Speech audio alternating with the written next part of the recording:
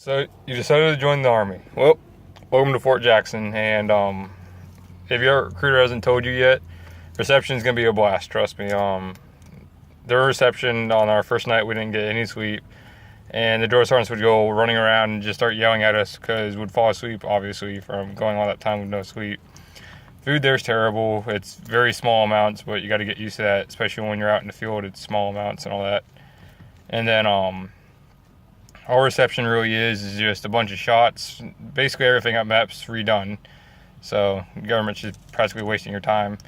But when you get free MEPs, when you get there off the bus and all that, they're gonna unload you and they're gonna give you some crazy time, and then you gotta go in and you're not gonna complete it. They're gonna give you like 45 seconds, I think they said to us, and you gotta get off the bus in 45 seconds. And there's, I think, 44 people on the bus, so yeah, that's not happening. And then they'd make you do a couple push-ups, and they'd send you into a room, finish up all your paperwork and all that from MEPS and stuff like that, so they can get you processed in and all that. And then you just go around, they size you, they do an amnesty thing, where they give you a chance to throw away anything that's illegal, like tobacco, alcohol, all that good stuff that you're not even supposed to have with you at all. And then after that, if you get caught with it, you can get in severe trouble, so I just get rid of it then. Then also, they send you into this room, they separate the females and the males, and they make you get down to just your underwear for at least males. I don't know about females. And they have this machine that like measures your arm, your hand, and all that stuff. It's pretty weird.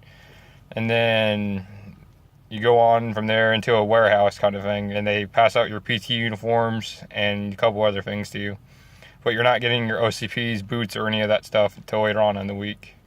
And then they send you to the barracks, which is stupid because we literally just sat there. They passed out our camelbacks, and then they threw us into the DFAC, and we just continued on over the day. One thing you can learn at reception, though, is sleeping while standing, because sleep is very limited and all that. So I never knew I could sleep standing up until I got to reception, and I did that a couple times and it actually saved my life. But don't do it in the chow line. It's not a very good idea, because there's one drill sergeant there that will walk up and down and just sit there and yell at you if you even dozed off for a couple of seconds.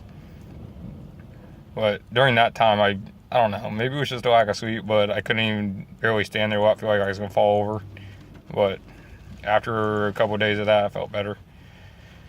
Then after you eat, they like rush you out of the DFAC, which still blows my mind on that whole thing. I get it why they did it in a way, but they throw you through the DFAC, make you eat as fast as possible, give you very little food, just enough to get you through to the next meal, and that's it. And then when you're done, you literally just stand there outside for like 30, 45 minutes and all that dumb crap. And then they bring you back through and do a couple more things. They have all these things called SHARP classes, which stands for Sexual Harassment, Assault, Rape Prevention, or something like that. And you're going to get a bunch of those at basic training and at reception. I think we had 3 at reception and then a handful at basic training, and you're just gonna have to suck it up and get through it. And don't do it, because one person did it at my unit and we all got put down to the drill floor for the rest of the night and the following morning. So we literally just stood there on the drill pad for the entire morning, and that was a blast. But if you can survive reception, you can definitely survive basic training.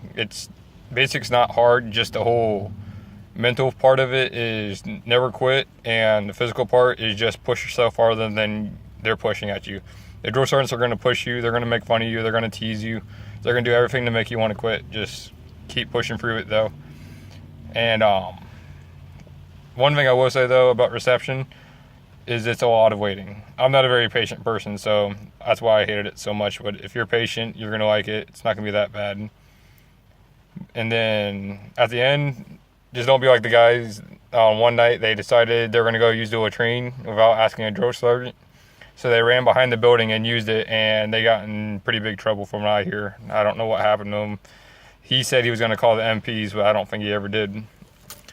And another thing, the day that you leave, just don't think about it too much.